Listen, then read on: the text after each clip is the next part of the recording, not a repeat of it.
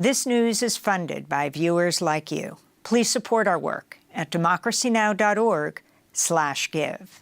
This is Democracy Now!, democracynow.org. I'm Amy Goodman. Today, the 2024 Nobel Peace Prize was awarded to the Japanese group Nihon Hidankyo, a grassroots organization of survivors of the U.S. atomic bombing of Hiroshima on August 6, 1945, and Nagasaki 3 days later, on August 9th, 45. The survivors of the only 2 nuclear bombs ever used in conflict went on to dedicate their lives to struggle for a nuclear-free world for nearly 8 decades. Known as Hibakusha, the atomic bomb survivors are being recognized for, quote, demonstrating through witness testimony that nuclear weapons must never be used again. The Nobel Committee noted the taboo against nuclear weapons use now, quote, was now under pressure. This is Nobel Committee Chair Jürgen Wagner-Friednes. Next year will mark 80 years since 2 American atomic bombs killed an estimated of 120,000 inhabitants of Hiroshima and Nagasaki. A comparable number died of burn and radiation injuries in the months and years that followed. Today's nuclear weapons have far greater destructive power. They can kill millions and would impact the climate catastrophically. A nuclear war could destroy our civilization. After the Nobel Peace Prize was announced, the co-chair of Nihon Hidankyo, Toshiyuki Mimaki, spoke to reporters in Tokyo. What? Nihon Hidankyo? How did Nihon Hidankyo? It can't be real. It can't be real. We will appeal to the world, as we always have done, for the abolition of nuclear weapons and the achievement of an everlasting peace. Why Nihon Hidankyo? I thought for sure it would be the people working so hard in Gaza, as we've seen. That was Toshiyuki Mimaki, the co-chair of Nihon Hidankyo, which won the 2024 Nobel Peace Prize today. He wept as he spoke. He went on to say, quote, in Gaza, bleeding children are being held by their parents. It's like in Japan 80 years ago. For more, we go to Boston, where we're joined by Joseph Gerson, longtime peace and disarmament activist who has worked closely with Nihon Hidankyo for the past 40 years, president of the Campaign for Peace, Disarmament and Common Security, former vice president of the International Peace Bureau, and worked with AFSC.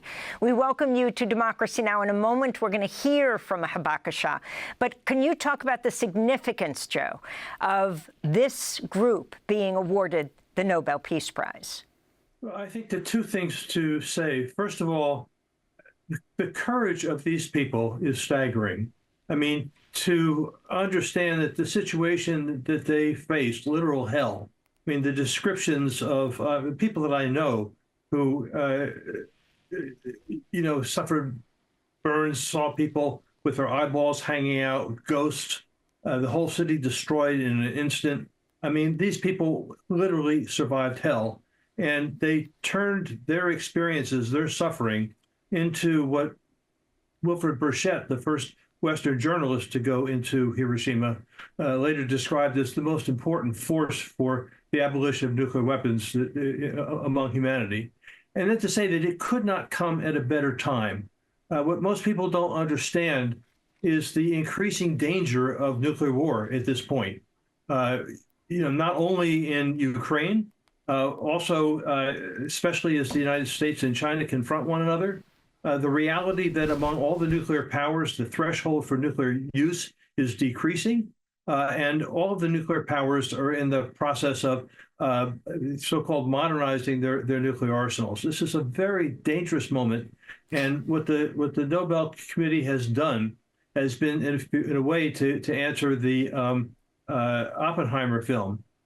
We must, as the Hibakusha say, recognize that human beings and nuclear weapons cannot coexist. and we have to work for their abolition. And very interesting that the head of the group said he compared Gaza today to Japan after the atomic bombing and the threats of Israel to perhaps blow up a nuclear site in Iran.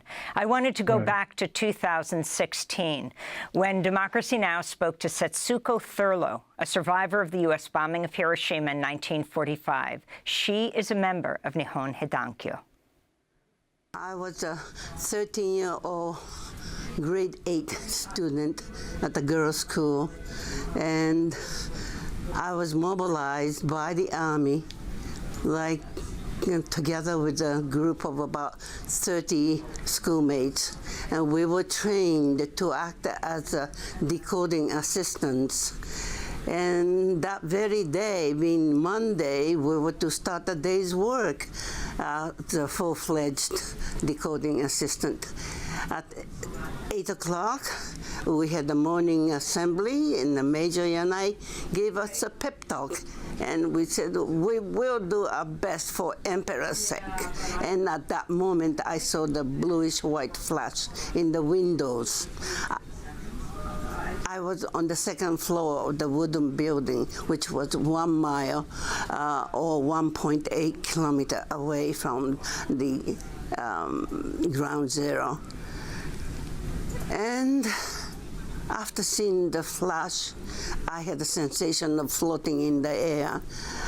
All the buildings were flattened by the blast and falling, and obviously the building I was in was falling, and my body was falling together with it. That's the end of my recollection. Then I regained my consciousness, and when I regained, I found myself in a total darkness and the silence. I tried to move my body, but I couldn't, so I knew I was faced with death. I thought, finally, Americans got us. Then I started hearing the whispering voices of my classmates who were around me in the same room. Mother, help me. God, help me. And all of a sudden, strong male voice said, don't give up. I'm trying to free you. Keep moving, keep pushing. And you see the sunray coming through that opening. Get moving toward that direction, crawl. And that's what I did in the total darkness. I didn't see anything. But by the time I came out, the building was on fire. That meant all my classmates who were with me, about 30 of them, were burned to death alive. And two other girls managed to come out. 3 of us looked around outside. And although it happened in the morning, it was dark as twilight.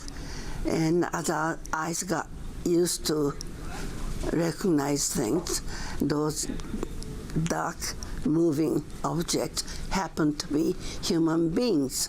It was like a procession of ghosts. I say ghosts because they simply did not look like human beings. Their hair was rising upwards, and they were covered with blood and dirt, and they were burned and blackened and swollen. Their skin and the flesh were hanging, and parts of the bodies were missing. Some were carrying their own eyeballs, and as they collapsed onto the ground, their stomach burst open and the intestines start stretching out.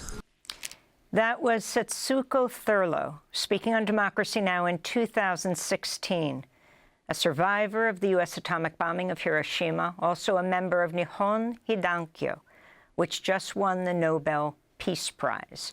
She's lived in Canada for decades. She is well over 90 years old. Thanks so much to Joseph Gerson, president of the Campaign for Peace, Disarmament and Common Security, and former vice president of the International Peace Bureau. Democracy Now! Is funded by viewers like you. Please give today at democracynow.org/give.